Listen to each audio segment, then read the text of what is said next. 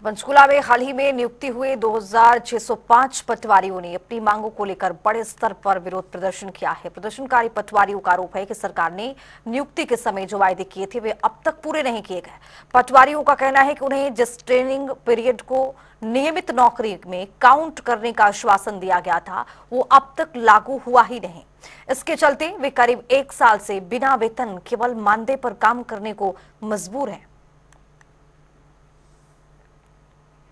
नवनियुक्त पटवारी है वो आज पंचकुला में पहुंचे हैं। पंचकुला में जो धरना स्थल है वहां पर ये तमाम भीड़ आप देख रहे हैं। आर्थिक प्रताड़ना बंद करें, नोटिफिकेशन जारी करें जैसे बैनर के साथ 2605 पटवारी, मेहनत पूरी, जिम्मेदारी पूरी पर सिर्फ 10,000 क्यों, ये तमाम जो ऐसे पोस्टर हैं ये इनके हाथ में हैं और काफ़ी तादाद में ये पटवारी जो है वो तमाम जो ये पटवारी हैं वो आज यहाँ पहुँचे हैं।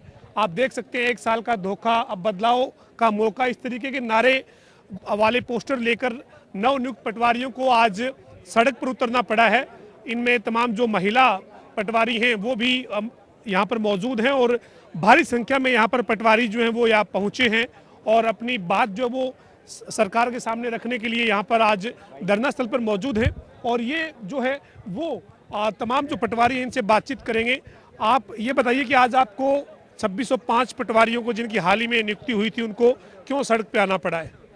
सबसे पहले सभी मीडिया के साथियों को मेरा नमस्कार। मैं नीतीश पटवारी जज्जर पीटीएस से हूं।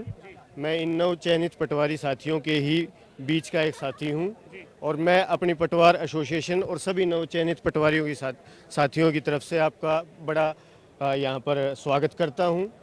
और हम यहां पर इसीलिए एकत्रित हुए हैं क्योंकि पिछले साल 7 जनवरी 2025 को मुख्यमंत्री जी ने हमारे लिए घोषणा की थी कि आपको पूरा मानदेय दिया जाएगा, आपकी ट्रेनिंग पीरियड को सर्विस पीरियड में काउंट किया जाएगा और उसी के हिसाब से आपकी पूरी नौकरी चलेगी। लेकिन पिछले 14 महीने बीत जाने के बावजूद इसके ऊपर कोई किसी तरह का अमली जामा नहीं पहनाया गया है, ना किसी तरह की कोई कार्यवाही हुई है। इसके बीच में हमारी पटवार एसोसिएशन ने भी सांकेतिक धरना भी दिया है। बार बार हम अपने अफसरान से 5-5, 7-7 आदमियों के एक पैनल के थ्रू मिले भी हैं और वहां से भी बार बार आश्वासन आने के बाद भी ये अविलंब होता ही चला जा रहा है। मतलब ये एक्सपेक्टेड है ही नहीं कि, और हमें एक फाइनल जवाब नहीं मिल पा रहा है कि कब तक हमारा कोई काम हो जाएगा। इसके दौरान हमारे सभी साथियों का, अगर मैं आपको इनकी मजबूरियां गिनाने चले जाऊं तो शायद आधा दिन बीत जाएगा क्योंकि लेकिन डिमांड मुख्य तौर पे अब आपकी ये है कि आपका जो ट्रेनिंग पीरियड है उसको आपका कंटिन्यू पीरियड माना जाए और वो जो मुख्य आपकी बड़ी डिमांड एक ही है या कोई और भी डिमांड है? सबसे मेन डिमांड तो यही है। इसी के साथ अलाइंड हमारी 2 डिमांडें इसी के अंदर जुड़ी हुई है। जब हमारा सर्विस पीरियड काउंट होगा तो हमें उसी हिसाब से सैलरी मिलेगी। अभी हमारे सभी साथियों को 10,000 रुपये मानदेय दिया जा रहा है और जिसमें कि हम पहले दिन से मुख्यमंत्री की घोषणा के अनुसार पूरी सैलरी के हकदार हैं। आप मीडिया के साथी से मैं खुद ही पूछना चाहूंगा कि ये इतने साथी हैं, इनमें से 70% लोग दूसरी जॉब छोड़ के यहाँ पर आए हुए हैं, तो क्या वो 50,000 की सैलरी को छोड़ के और 10,000 की सैलरी के अंदर अपना जीवन निर्वाह कर सकते हैं? ऊपर से चलो मुख्यमंत्री जी की घोषणा को भी अमली जामा नहीं पहनाया जा सकता तो फिर हम किसके सामने जाके खड़े हों? तो अभी आज आपके ये तमाम साथी हैं जो हाथों में बैनर लेकर जो है वो अपना विरोध जताने के लिए पहुंचे। अब आपकी डिमांड फिर किससे है, मुलाकात किससे चाहते हैं? क्योंकि आपकी बात सरकार तक जाएगी तभी तो कोई बातचीत का निमंत्रण या कोई बातचीत का सरकार के लिए, हमारी सरकार के लिए हमारे सबसे बड़े प्रतिनिधि या तो हमारी एफसीआर मैडम या हमारे डीएलआर साहब हैं। हम डीएलआर ऑफिस में इंटीमेट हमने कर दिया है कि जी हम अपनी मांगों को लेकर आए हुए हैं, हमें यहाँ पर जगह दी गई है बैठने के लिए।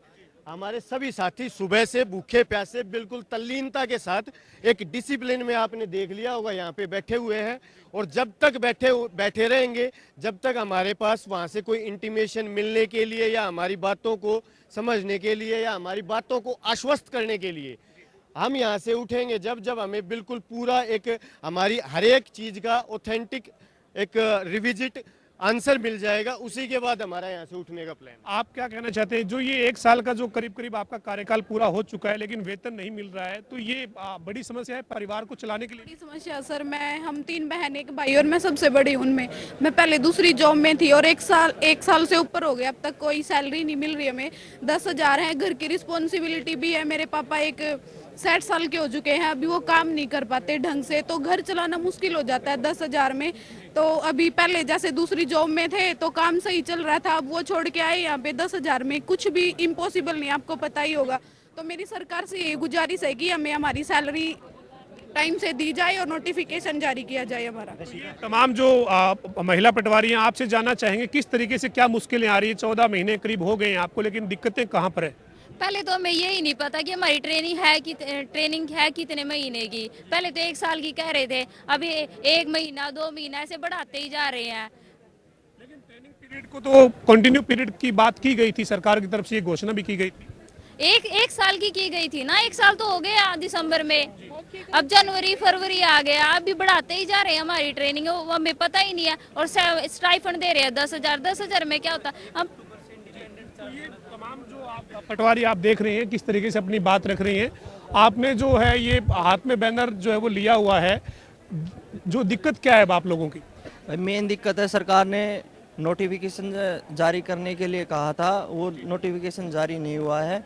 हमारी सरकार से यही मांग है कि नोटिफिकेशन जल्दी से जारी किया जाए। बहुत सी कठिनाइयों का सामना करना पड़ रहा है हमें घर चलाने में भी, और घर वालों की तरफ से भी अब हमें प्रेशर आने लग गया है कि आपकी सैलरी कब आएगी।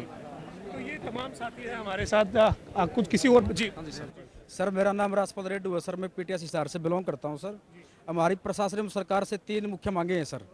एक तो जैसे अब जो नोटिफिकेशन वो जारी किया जाए, जिससे हमारा जो ट्रेनिंग पीरियड सर्विस में काउंट हो सके सर। और उससे रिगार्डिंग जो भी हमारा एरियर बनता है सर 13 महीने का, वो एरियर डालने का काम किया जाए सर, ये जेन्युइन पॉइंट है। और सर मार्च महीने के अंदर हमारा रिजल्ट निकाला जाए सर, और यथासंभव हो सके हमें ज्वाइनिंग दी जाए सर। बहुत बहुत धन्यवाद।